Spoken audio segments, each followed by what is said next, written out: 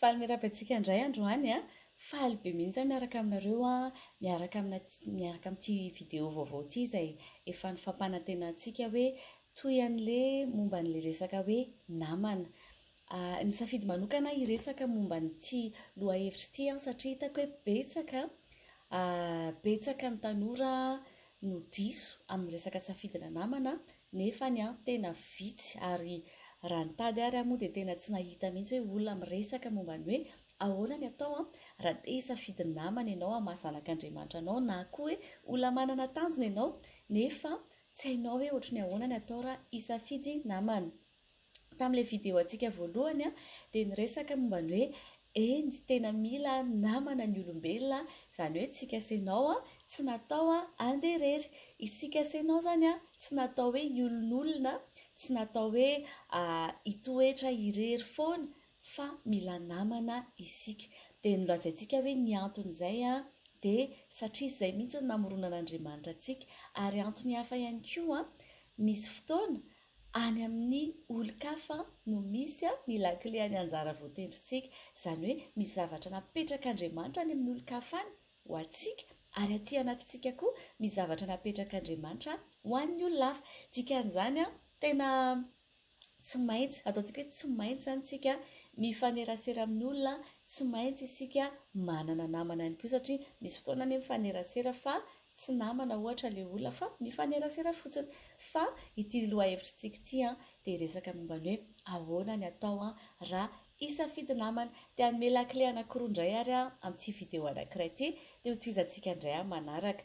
Voalohany aloha izany dia ny namana dia ny olona mitovy tanjona no tsara miara-dalana, na ny olona mitovy faharesendahatra na olona mitovy zavatra tiana.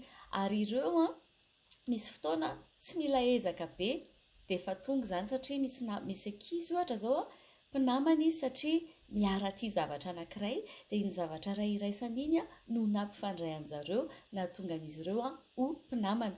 Misy fotoana koa anefa ny mpinamana tena samihafa be izy ireo fa misy zavatra anankiray hitovizana ohatra dia iny zavatra anankiray iny no mahatonga an'zareo mifandray.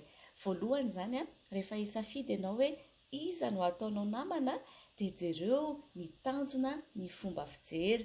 Fa maninona moa no mijery fomba fijery sy tanjona satria ny mpinamana dia ny fomba fiteny azy amin'ny teny frantsay dia mifampi-influencer, izany hoe zahako manana traika na manana dindo amin'ny zavatra ataon'ny namako dia ny namako ihany koa manana traika na dindo amin'ny zavatra ataoko. Tena ohatra tena tsotra be, zahako tany amin'ny CEG dia nanana namana mpiaraka amiko foana dia io namako io tena miteny ratsy foana izy dia nandeha ny fotoana dia tamin'ny voalohany aloha zahako ohatran'ny hoe tsy niantraika an'ilay izy fa rehefa tena nandeha ny fotoana dia izaho ihany koa tsy mila miezaka fa tonga dia lasa miteny ihany koa satria izay no zavatra iainanay isan'andro. Dia ohatran'izay rehefa misafidy namana ianao dia mijery hoe te ohatra n'iny olona iny ve ianao aoriana kely. Izay zany anisan'ny ataontsika hoe masitsivana anankiray afaka ampiasaintsika rehefa misafidy namana. Dia misy teny izay ao amin'ny ohabolana 17 ihany koa milaza momba ny namana hoe un ami aime en tout temps et il est plus qu'un frère. Izay ny teneny amin'ny teny frantsay hoe ny namana hozy izy tianao amin'ny fotoana rehetra ary mihoatra noho ny rahalaza. Tena marina izany satria itsika ireo tsisy misafidy ny mpiray tam-po amintsika fa ny ray tam-po amintsika dia tokony ho tiavintsika, fa isika nefa afaka misafidy ny namana. Ny ray tam-po amintsika tsy safidiana fa ny namantsika dia ananantsika fahefana no misafidy hoe iza no ho namako. Ary ny tena namana araka ny lazain'ny Baiboly dia olona tia mihoatra noho ny rahalahy. Ny tena namana hozy ny Baiboly dia olona tena tianao amin'ny fotoana rehetra, izany hoe na ohatra ary ianao ka manana fahalemena dia ny tena namana hozy ny Baiboly dia tianao.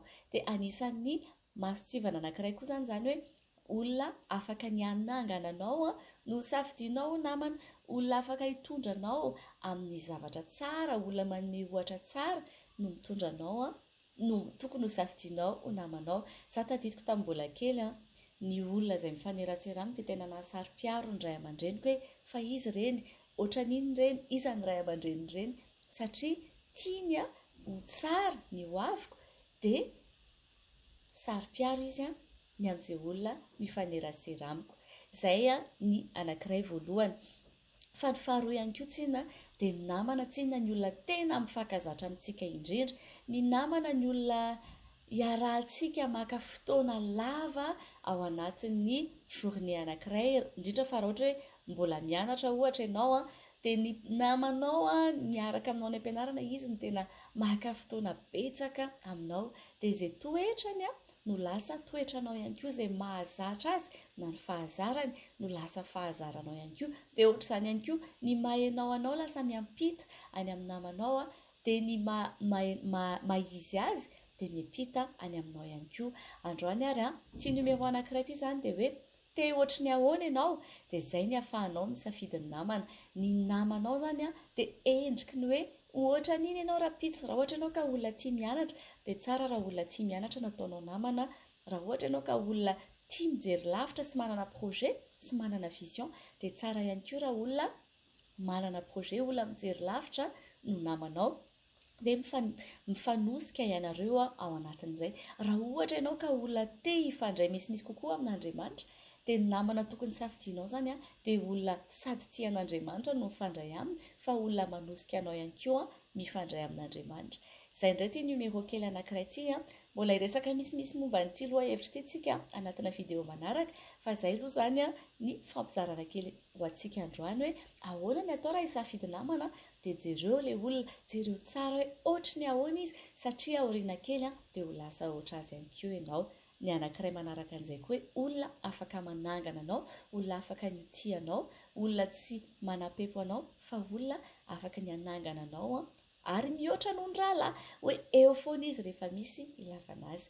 Izay ary fa samy hitahiny tompo a, dia manaraka indray antsika misy video kely anankiray mahakasika an'ity lohahevitra ity ihany.